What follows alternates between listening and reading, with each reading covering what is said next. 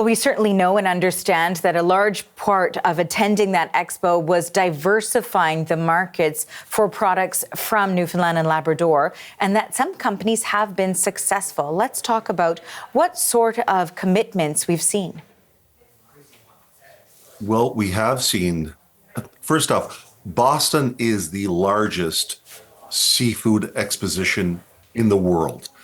50 countries, over 800 exhibitors from every aspect of the industry. So it is where the world gathers to trade in this commodity.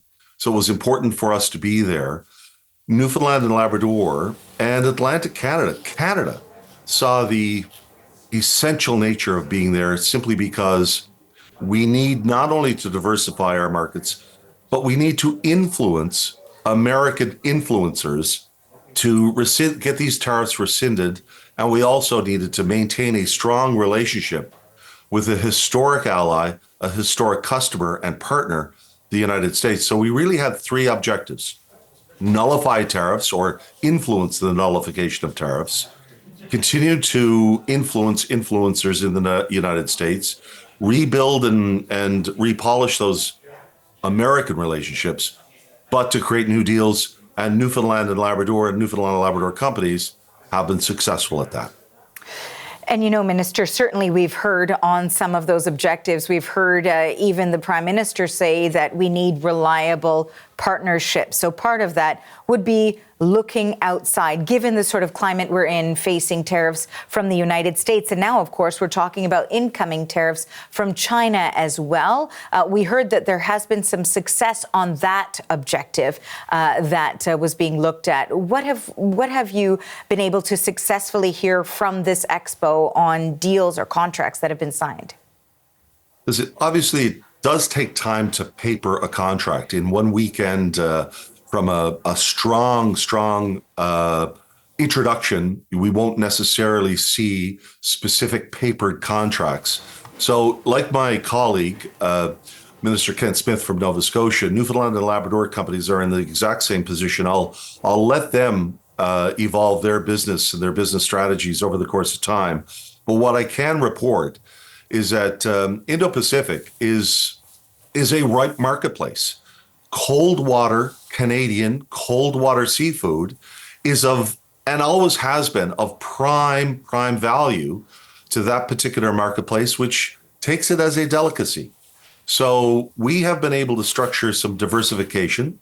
I have to say that does take time. You cannot, when you have a 96% dependency rate on the United States for a product such as snow crab, to which we will do $1 billion worth of business in 1 quarter of this year, which had traditionally fallen to the United States, to simply offset that or transfer that to not only new customers, but to a brand new region of customers, that does take time. And that's where patience is of essence. But Europe, Asia Pacific, Indo-Pacific are very, very, very lucrative customers, and we have met with success.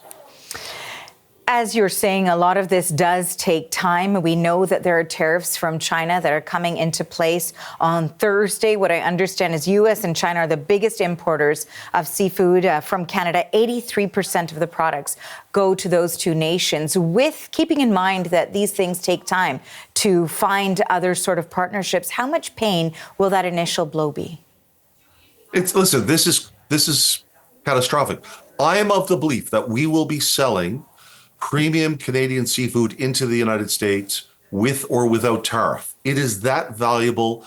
It is that lucrative to our buyers and to the American consumer.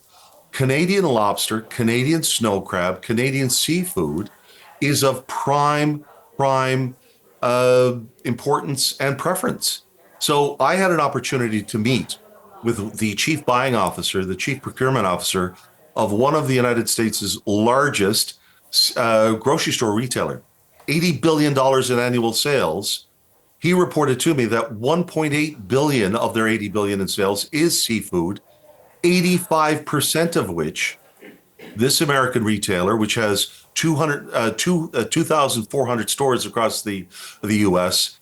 in 20 different brands, they import 85% of all of their seafood from international foreign sources. So he was explaining to me in no uncertainty that this is going to hurt America and Americans and American business interests. So this is a big part of the conversation that was at Boston and will continue. You know, normally Boston has a somewhat of a carnival atmosphere to it. It's an old style gathering of relationships, of people, of friends, of customers. This had an edge to it. And the China implication really, really created that friction point. Not only are we dealing with an ally that is no longer acting on a rules-based approach to trade, the United States, but they have now been joined, or at least China is now exploiting the fact that two great partners who are at odds or a dispute, they are now capitalizing on that dispute for their own gains. And Americans were coming to me and saying they're very ashamed that this is a natural foe, geopolitical foe of the United States, has now been seen to be hand in glove against its premier partner.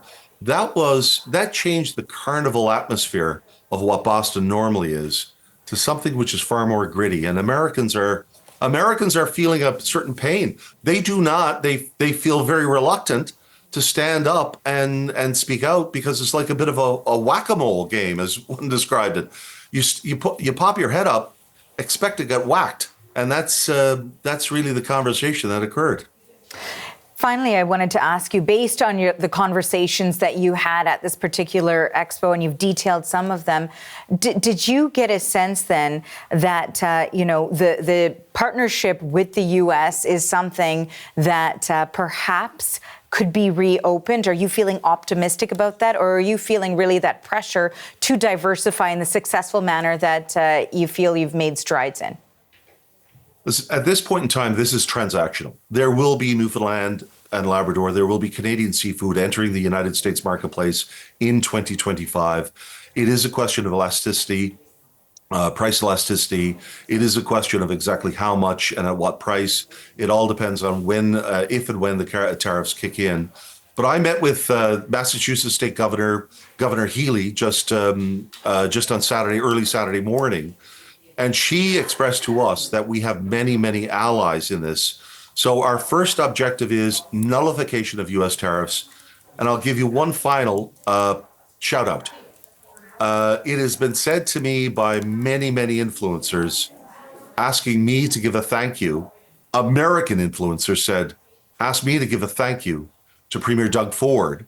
The leadership of that Premier Doug Ford, probably did more to really strike home to Americans who may not even understand this. This is not a top of mind conversation with regular Americans, everyday Americans, but it is a price shock point, which will bring this home. And what Premier Ford did was quite remarkable in advancing the Canadian conversation. So I have a duty to say, as a partner in this federation, thank you, Premier Doug Ford.